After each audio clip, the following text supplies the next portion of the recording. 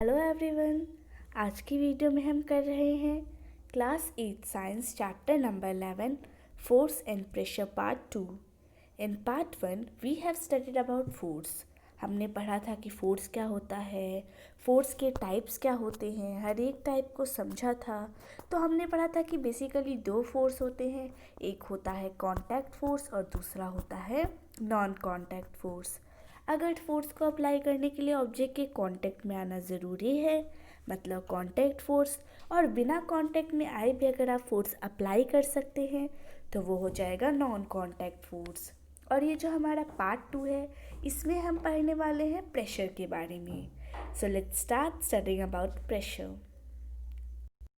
So you have learned in class 7 that strong winds during a storm or a cyclone can blow away even the rooftops. Class 7 में science में आपने पढ़ा है wind storm और cyclone वाले chapter में कि ये जो तेज़ हवाएं होती हैं, जो तेज़ हवा बहती है तूफ़ान के वक्त या साइक्लोन के वक्त, वो इतनी स्ट्रांग होती है कि वो छतों को भी उड़ा के ले जा सकती है। You also learned that winds and cyclones are caused by the difference in air pressure. आपने ये भी पढ़ा है कि विंड और साइक्लोन किसकी वजह से होते हैं? एयर प्रेशर में प्रेजेंट डिफरेंस की वजह से। एयर प्रेशर कम या ज़्यादा होने की वजह से ये विंड्स और साइक्लोन्स अकर होते हैं। Try to push a nail into a wooden plank by its head. यानी सबसे पहले आप उसे उसके हेड से पुश करके उसे एक वुडन प्लैंक के अंदर फिक्स करने की कोशिश कीजिए। क्या आप सक्सीड हो रहे हैं? Of course you will. पर वही अगर आप इसके अपोजिट साइड, ये हेड नहीं, जो इसका पॉइंटेड एंड है, अगर आप उससे करोगे तो क्या वो हो पाएगा? Of course not. उल्टा हो सकता है कि जो आपकी आयरन नेल है वो बेंड हो जाए या फिर आपको बहुत ज़्यादा फोर्स लगाना पड़े। Try cutting vegetables with a blunt knife and then with a sharp knife. तो बोला गया है आप सब्जियां काटिए सबसे पहले एक ब्लंट नाइफ से, मतलब ऐसी नाइफ जो कि शार्प हो ही ना, और फिर कीजिए शार्प नाइफ से। दोनों में क्या डिफरेंस है? तो आप देखोगे शार्प नाइफ से करोगे तुरंत ही आपने हल्का सा फोर्स लगाया और सब्जियां कट गई। वही ब्लंट नाइफ में आपको बहुत ज़्यादा फोर्स लगाना पड़ेगा। So do you get the feeling that the area over which the force is applied plays a role in making this task easier? इससे ये बात तो पता चल गई कि किसी भी ऑब्जेक्ट पे कितना फोर्स लगाएं और उसके एरिया से क्या रिलेशन होता है, वो चीज़ से हमारा जो टास्क है वो आसान हो जाता है।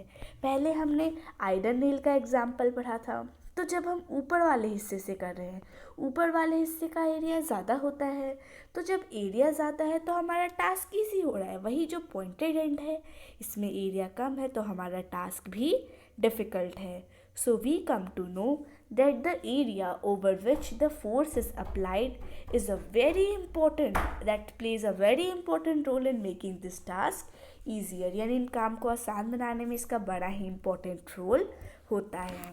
Now what is pressure? The force acting on a unit area of a surface is called pressure। एक यूनिट एरिया, वो यूनिट मीटर स्क्वायर भी हो सकता है, सेंटीमीटर स्क्वायर भी हो सकता है, किलोमीटर स्क्वायर भी हो सकता है। एक यूनिट एरिया पे कितना फोर्स एक्ट कर रहा है उसे कहा जाता है प्रेशर। तो फोर्स की बात है और पर यूनिट एरिया है, तो फॉर्मूला क्या होगा? Force upon area on which it acts. Force की यूनिट के बारे में मैंने आपको बताया था। फोर्स की यूनिट होती है कैपिटल एन, या जिसे हम न्यूटन प्रोनाउंस करते हैं। तो जैसे हम एक एग्जांपल से समझ लेते हैं। 240 न्यूटन जो है वो काम कर रहा है on the area of 24 metre square. तो क्या करेंगे? प्रेशर निकालने के लिए फोर्स ऊपर और एरिया नीचे डिवाइड कर देंगे, आ जाएगा 10 न्यूटन मीटर पर स्क्वायर। तो इससे हमें पता चल जाएगा कि किस तरह से हम प्रेशर निकाल सकते हैं। पर अभी आपको कैलकुलेशन सीखने की ज़रूरत नहीं है, बस आप इतनी सी बात समझ लो कि प्रेशर किन बातों पे डिपेंड करता है, on the area which it acts, यानी किस एरिया पे ये एक्ट कर रहा है उस पर ये डिपेंड करता है। यानी अगर ज़्यादा एरिया है तो कम फोर्स लगाना पड़ेगा, काम आसान हो जाएगा, और वही अगर बहुत ही कम एरिया है तो बहुत ज़्यादा फोर्स लगाना पड़ेगा। It means task becomes difficult. At this stage, we consider only those forces which act perpendicular to the surface on which the pressure is to be computed। यानी यहाँ पे हम ज़्यादा कॉम्प्लेक्स लेवल का नहीं पढ़ेंगे, यहाँ पे हम प्रेशर सिर्फ और सिर्फ परपेंडिकुलर केसेस का पढ़ेंगे, जैसे हमने आयरन नेल का पढ़ा था। परपेंडिकुलर का मतलब क्या होता है? सबसे पहले परपेंडिकुलर का मतलब होता है जो 90 डिग्री पे इंटरसेक्ट करे। तो ये जो हमारा आयरन नेल है वो वुडन प्लैंक के साथ मिलके कौन सा एंगल बना रहा था? 90 डिग्री। तो दोनों एक दूसरे के परपेंडिकुलर है। तो अभी हम जितने भी प्रेशर के केसेस पढ़ेंगे उन सब में परपेंडिकुलर मतलब फोर्स जो है वो सरफेस से परपेंडिकुलर होगा। ठीक है। Now Paheli also wants to tell something. I now understand why porters place a round piece of cloth on their heads when they have to carry heavy loads।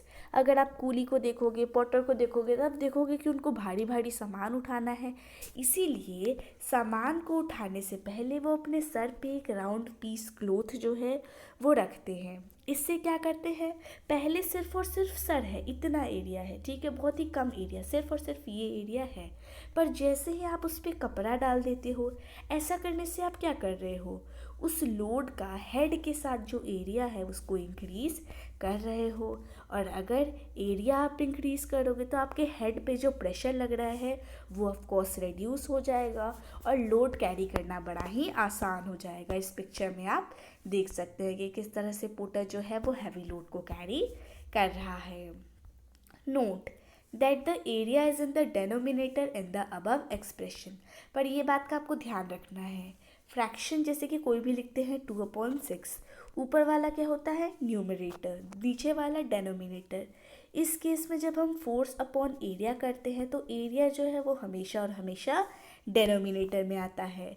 इसका मतलब अगर हमारा एरिया कम है तो प्रेशर ज़्यादा लगेगा, और अगर एरिया ज़्यादा है तो प्रेशर जो है वो क्या लगेगा? कम लगेगा। ठीक है। The area of the pointed end of the nail is much smaller than it head. तो आयरन नेल के बारे में पढ़ा था, तो ये उसका हेड है और ये इसका एंड है। दोनों के एरिया में बहुत ज़्यादा डिफरेंस है, इसका एरिया लार्ज है और इसका स्मॉल है। इसका मतलब इस पर हमें कम फोर्स और प्रेशर लगाना पड़ेगा। The same force therefore produces a pressure sufficient to push the pointed end of the nail into the wooden plank। यानी जितना फोर्स आप इस पे लगा रहे हो उतना ही फोर्स अगर आप पॉइंटेड एंड पे लगाओगे तो वो उतना फोर्स उसके लिए सफिशिएंट नहीं होगा कि वो उसके अंदर चले जाए, उसको और फोर्स चाहिए। ओके। इस चीज़ को समझने के लिए आप बहुत ही कॉमन एक्सपीरियंस आप ले सकते हो। आप रोज़ सुबह उठते हो, स्कूल जाते हो, तो आपका स्कूल बैग के जो स्ट्रैप्स हैं वो किस तरह के हैं? ब्रॉड है या फिर थिन है? मतलब ऐसे ऐसे बड़े बड़े हैं या फिर ऐसे पतले पतले स्ट्रिप्स हैं? ऑफ कोर्स आप बोलोगे ब्रॉड स्ट्रैप्स है। तो अब ये ब्रॉड स्ट्रैप्स क्यों है? तो आपके बैग्स का वेट अप्रॉक्सीमेटली 2 kg 3 kg इतना तो होगा ही, ठीक है, आपके बुक्स, लंच बॉक्स जो भी आप कैरी कर रहे हो, ठीक है। तो अब इतना वेट जब पतले सरफेस एरिया होगा, यानी जब ऐसे थिन स्ट्रिप्स होंगे तो क्या होगा? हमारा एरिया कम है, इससे हमारी जो बॉडी है उस पर बहुत ज़्यादा प्रेशर पड़ेगा। और जब आप घर आके उस बैग को उतारोगे तो आप देखोगे कि आपका जो भी बॉडी है उस पर इसी तरह के मार्क्स बन चुके हैं। इसीलिए जो स्कूल बैग्स होते हैं उनमें ब्रॉड स्ट्रैप्स होते हैं। ठीक है। अब देखते हैं क्या लिक्विड और जो गैस होते हैं वो भी प्रेशर एक्सर्ट करते हैं, और क्या उनके द्वारा एक्सर्ट किया हुआ प्रेशर वो भी उस एरिया पे डिपेंड करता है जिस पे फोर्स एक्ट कर रहा है। So let's see our next topic, pressure exerted by liquids and gases. तो उसके लिए कुछ आपको एक्टिविटीज़ दी हैं जिनको आप अपने घर पे ट्राई कर सकते हैं। करना कुछ नहीं, आपको एक ट्रांसपेरेंट सी ग्लास ट्यूब लेनी है या फिर प्लास्टिक पाइप लेनी है। अब जो पाइप है उसकी लेंथ जो है 25 सेंटीमीटर होनी चाहिए और उसका डायामीटर 5 से 7.5 सेंटीमीटर होना चाहिए। फिर पतली शीट ले लीजिए अच्छी क्वालिटी की रबड़ की, उसके बाद उसको पाइप के एंड पे स्ट्रेच कर दीजिए और पाइप को मिडल से पकड़ के उसे वर्टिकल पोजीशन में रखिए और फिर उसमें पानी डालिए। देखिए कि आपका जो ये बलून है वो बल्ज आउट हो रहा है या फिर नहीं।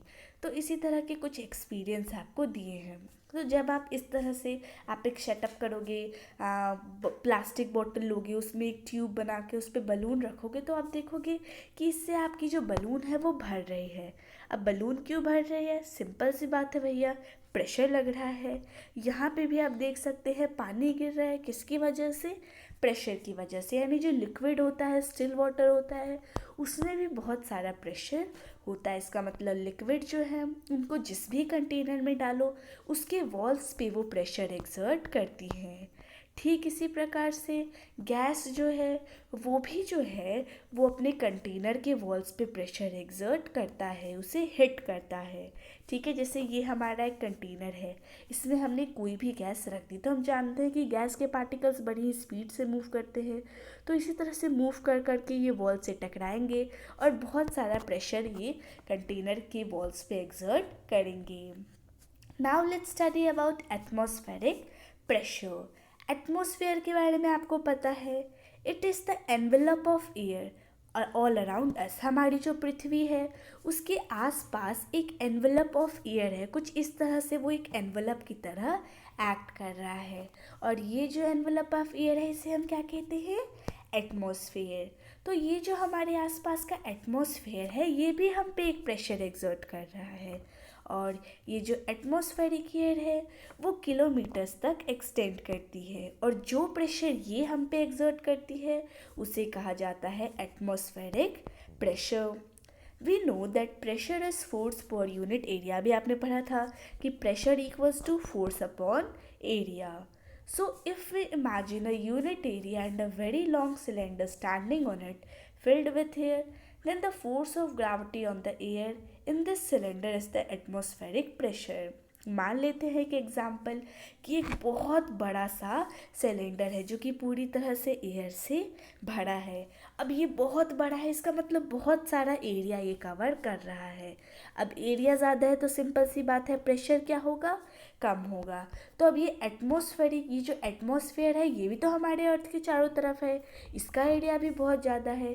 इसी वजह से ये हम पे बहुत कम प्रेशर एक्सर्ट करता है और हम उसे महसूस ही नहीं कर पाती। ओके, तो आगे बढ़ते हैं। बट हाउ लार्ज और small is the atmospheric pressure. यानी ये एटमॉस्फेरिक प्रेशर जो है वो कितना बड़ा है या कितना छोटा है। चलिए इसके मैग्नीट्यूड के बारे में पढ़ते हैं। तो इसके लिए एक्टिविटी दी है। सबसे पहले आपको अच्छे क्वालिटी का रबर सकर लेना है। इसे एक छोटे से, मतलब ये जो है छोटे से रबर कप की तरह दिखना चाहिए।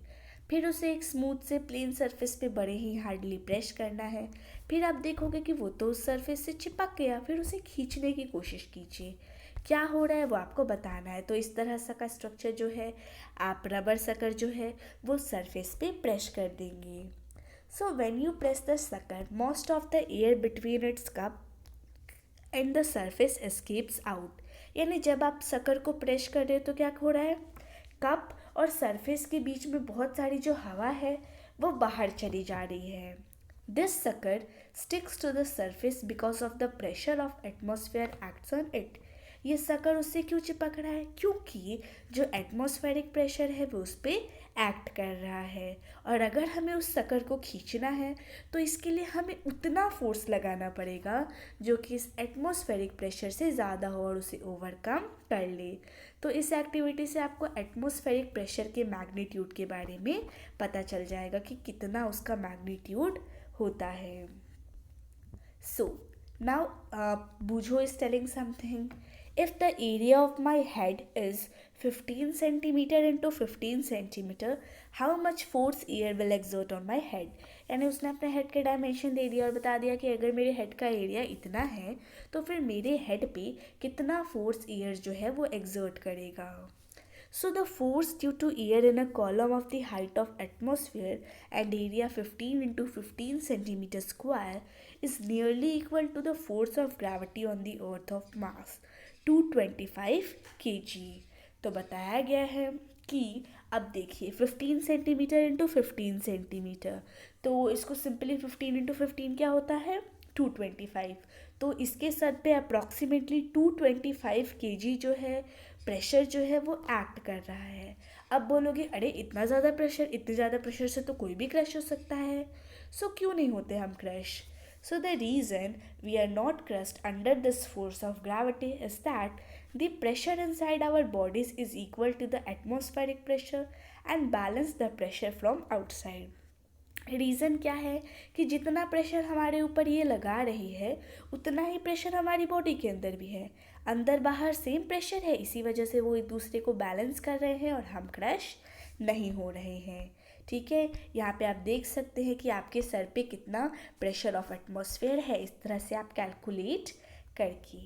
अब यहाँ पे आपको बताया गया है ऑटो वॉन ग्यूरिक, ये जो थे वो एक जर्मन साइंटिस्ट थे 17th सेंचुरी के। उन्होंने एक पंप इन्वेंट किया जिससे हम उसके वेसल से एयर को एक्सट्रैक्ट कर सके। इस पंप की मदद से उन्होंने बहुत ही ड्रामेटिकली एयर प्रेशर के फोर्स को समझाने की कोशिश की। उन्होंने दो हॉलो खोखले मेटालिक हेमिस्फेयर लिए, दोनों का डायमीटर 51 सेंटीमीटर था। उनके अंदर एयर पंप किया, उसके बाद 8-8 घोड़े जो हैं दोनों साइड में लगा दिया ताकि वो उन्हें खींचे।